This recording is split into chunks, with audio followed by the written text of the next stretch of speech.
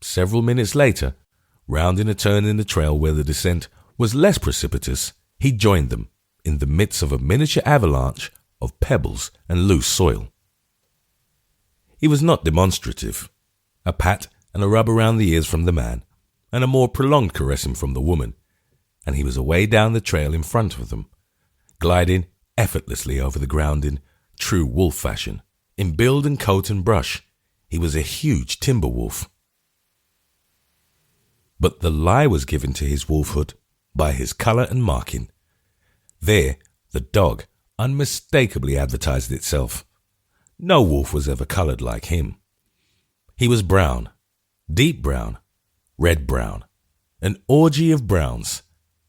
Back and shoulders were a warm brown that paled on the sides and underneath to a yellow that was dingy because of the brown that lingered in it. The white of the throat and paws and the spots over the eyes was dirty because of the persistent and ineradicable brown, while the eyes themselves were twin topazes, golden and brown. The man and woman loved the dog very much. Perhaps this was because it had been such a task to win his love. It had been no easy matter when he first drifted in mysteriously out of nowhere to their little mountain cottage.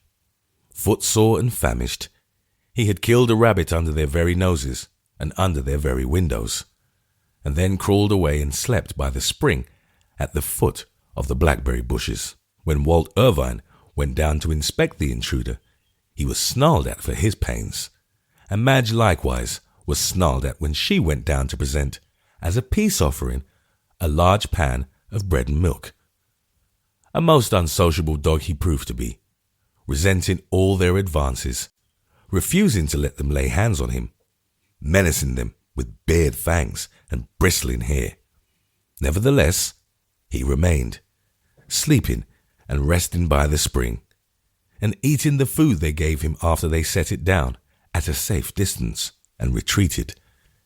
His wretched physical condition explained why he lingered, and when he had recuperated after several days' sojourn, he disappeared. And this would have been the end of him, so far as Irvine and his wife were concerned, had not Irvine at that particular time been called away into the northern part of the state. Riding along on the train, near to the line between California and Oregon, he chanced to look out of the window and saw his unsociable guest sliding along the wagon road, brown and wolfish, tired yet tireless, dust-covered and soiled with 200 miles of travel. Now Irvine was a man of impulse, a poet.